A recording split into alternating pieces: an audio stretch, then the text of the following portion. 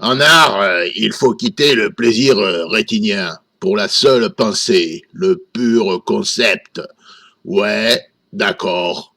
Mais en amour, c'est pas comme ça, hein? Ah bon? Non, parce que vivre avec une intello, on se fait chier quand même, hein? Ouais. Et puis le plaisir rétinien en amour, là, quand même, non, merde, quoi, merde, c'est important, quoi, hein? Parce que bon, avec les intellos, en général, il n'y a pas le plaisir rétinien, hein?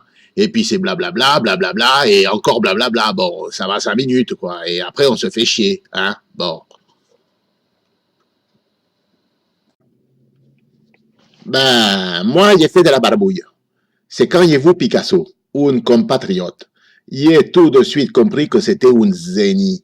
Magnifique, ouais. Avant, j'étais un fonctionnaire de la mairie. Mais quand je suis devenu trop vieux, ils m'ont dit, Manuelo, casse-toi. Alors, je me suis dit, Manuelo, mets-toi à la peinture et fais du Picasso. C'est pas trop difficile. Et c'est pas du Velasquez. Alors depuis, je barbouille. Je m'amuse. J'ai fait du cubisme, mais aussi du surréalisme. Ma Paloma Béatrice, c'est ma femme, elle me crie dessous. Et j'ai fait des tasses partout, et j'ai sali tout, et je ramène plus de pesetas à la maison. Alors, Paloma Béatrice, elle m'appelle Picasso 6. Picasso 6. Je vais la tuer. Ah, Picasso avait raison de changer de femme comme de soumise. On appelle ça des mouses. Des mouses. Mais c'est où qu'il y a des mouses comme ça, hein? Parce que si moi, je suis Picasso 6, Paloma Béatrice, c'est pas une mousse. C'est une moussaka. Comment peux-tu devenir une zénie avec ça, hein?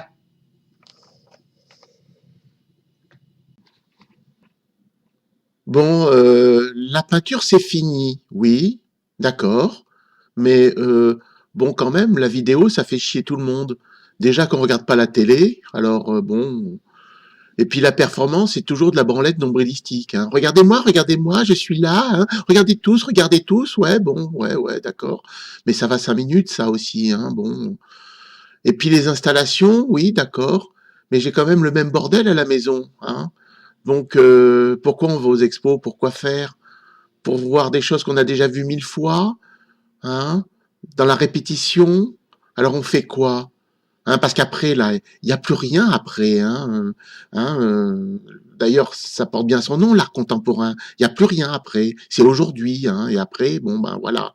Alors, bon, qu'est-ce qu'on fait? On oublie toute l'histoire de l'art et on revient aux origines de l'art? Ouais. Se remettre à peindre, quoi. Voilà, c'est ça, peut-être, la vraie pertinence. Se remettre à peindre. Oui. C'est pas le regardeur qui fait le tableau, c'est le pognon qui fait le tableau. Sûrement pas le regardeur. Le regardeur, c'est un con. Il a pas de culture, le regardeur. Il aime la pizza, la bière et le concours de t-shirts mouillés. Le regardeur, c'est un con. Il aime ce qu'on lui dit d'aimer. Le regardeur, il aime le pognon. Quand il regarde une œuvre d'art, il regarde le pognon que ça vaut. Comme ça, il sait si c'est bon ou pas. Dixit, comme on dit, c'est le pognon qui fait le tableau. Grundtag. Je suis Gunther. Et je fais partie des actionnistes bien noirs. Comme la pâtisserie. Knoblauch, Dinkelberg, Colossal Sautrot. Je peux dire ce que je veux. Je suis un artiste. Hier, Helmut a fait une performance avec un pingouin. Qu'est-ce qu'on a ri. Le pingouin qui courait et Helmut à poil derrière. Ah, colossale rigolade. Ya. Et puis, la SPA est intervenue. La Société protectrice des Allemands. Ce sont des gens qui n'ont aucun humour. Ils ont mis le pingouin en prison parce qu'il n'avait pas de permis de travail. Et le pauvre Helmut est dépressif. Lui, ici, et son grand amour en prison. Ah, gros malheur. C'est difficile de faire de l'art en Allemagne. Triste époque. Demain, je fais une performance avec un bonobo. Et ça sera à Bestagenbergstadt. Je pense que ça sera bien. Il est con ce Roger, mais qu'est-ce qu'il est con alors? Il dit que le concept a été inventé pour les gens qui n'ont pas de talent. Comme ils savent ni dessiner, ni peindre, ni sculpter, alors l'art conceptuel permet à des neuneux complexés, parce que pas doués, mais qui ont des très gros melons, d'être artistes eux aussi. Il dit aussi que le conceptuel French touch, c'est comme pour l'Académie de l'Andouillette, et que plus le boulot est médiocre, plus le texte y correspond est abscon comme la lune. Mais, mais je t'emmerde, Roger, je t'emmerde. Il dit aussi que cela permet à des gens de croire qu'ils font partie d'un club d'élite intellectuelle et que ça doit être rassurant. Mais c'est n'importe quoi.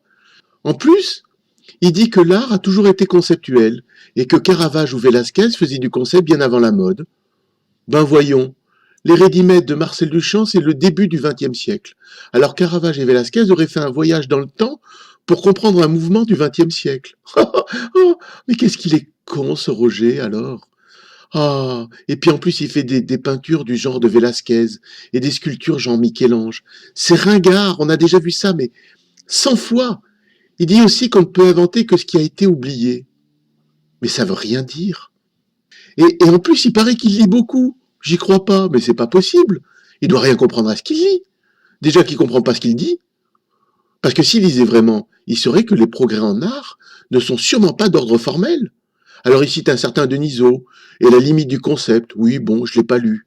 Mais on s'en fout.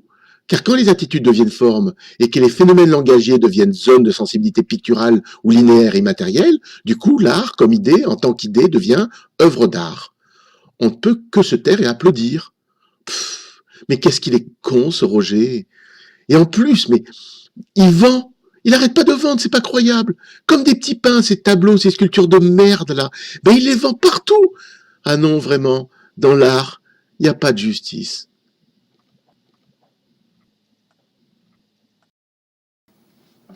Ah, si, mère. Tout le monde dit que je peins comme Basquiat. Porte Nawak. C'est Basquiat qui peint comme moi. Ziva. On était en la même thèse dans le 9 cube. Je faisais du graphe à l'hôpital Méréfé. C'est chelou, il était là. Et le relou, il m'a tout copié. Pouidé, le bâtard. Maintenant, ils vont tout à York New. Il se la joue, qu'un riz, la tête dans la dreux pour faire des touzes. Tringbla. Ah, donc, ça me fait yesh. Je suis à Walpé, moi. J'ai rien pécho. Et tout le monde se marre de ma gueule. Le yinche. S'il revient à la Seine-Saint-Denis, ma parole, je le fume, chamé. Même pas un mot d'excuse, rien. Oh la tasse-pé. Pas de Nemo, pas de Scalpas, pas de Guénard, que dalle. C'est une caïra. Je suis vénère. Il aura pas volé la bastos dans la chetron, ma parole. Et les keuflis, ils me diront cimère. Ouais, bon. La culture, c'est génial. Prenez par exemple le langage positif. On ne dit plus des cons, mais des non-pensants. On ne dit plus des petits branleurs incultes, mais des lycéens. On ne dit plus des boutonneux, frustrés et lèche-culs, mais des artistes conceptuels, minimalistes, post-avant-gardistes. On ne dit plus des ordures de capot fascistes, mais des traders de l'art. On ne dit plus des nouvelles créations avec de nouveaux médiums. Oh, c'est ridicule. On dit les mutations attendues devront trouver leur mode d'apparition dans la masse fluide du big data. On ne dit plus des dessins où je laisse aller mon imagination. Que c'est ringard. On doit dire mon travail se fonde sur l'articulation entre une recherche expérimentale focalisée sur les procédés de fabrication et l'affirmation d'un dessin essentiel centré sur l'usage. Voilà. Bon, il n'y a pas, les nouveaux champs sémantiques, c'est top plus quand même. Hein. Le langage positif, ça nous rend tout de suite moins non-pensants. C'est chouette la culture quand même. Et puis créer un dictionnaire d'art contemporain pour créer une langue à part, c'est quand même une générosité toute relative et impopulaire. De facto, de l'acculturation élitaire.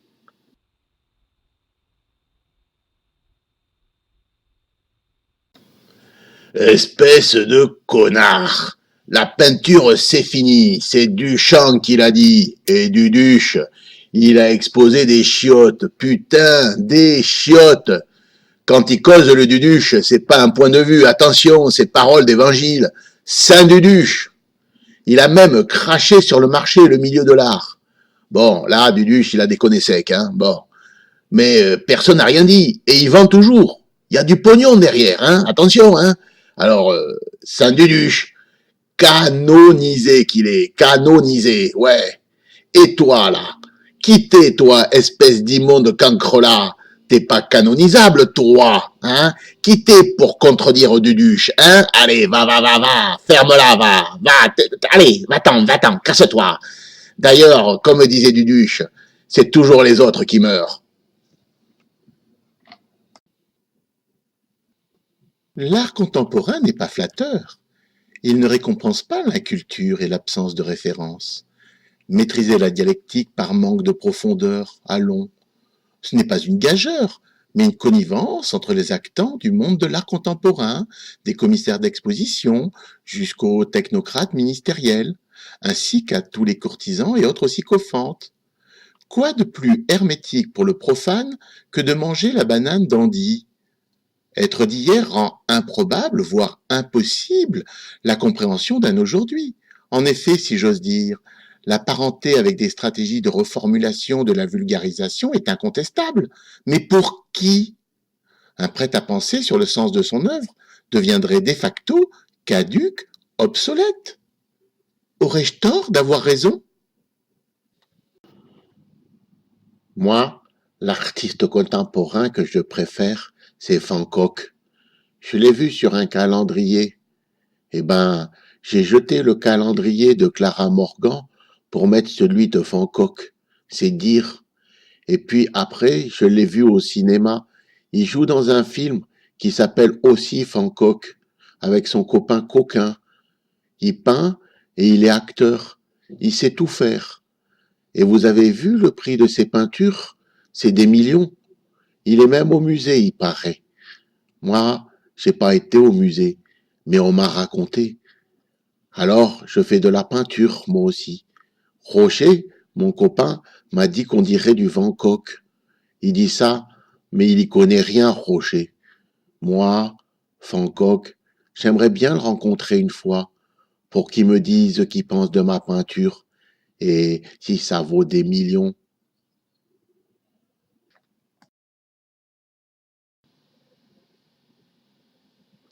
Moi, j'aime l'art. Je voulais juste dire ça, j'aime l'art. L'art n'est pas un dogme, ni un mode de vie. Il n'appartient à aucune église, ni à aucun parti, ni à aucune mode.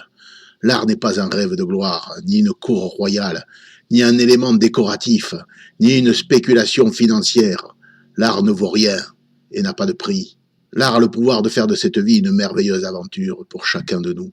L'art n'est pas une vérité, ni un message, ni une solution, ni un discours moraliste, ni une démarche.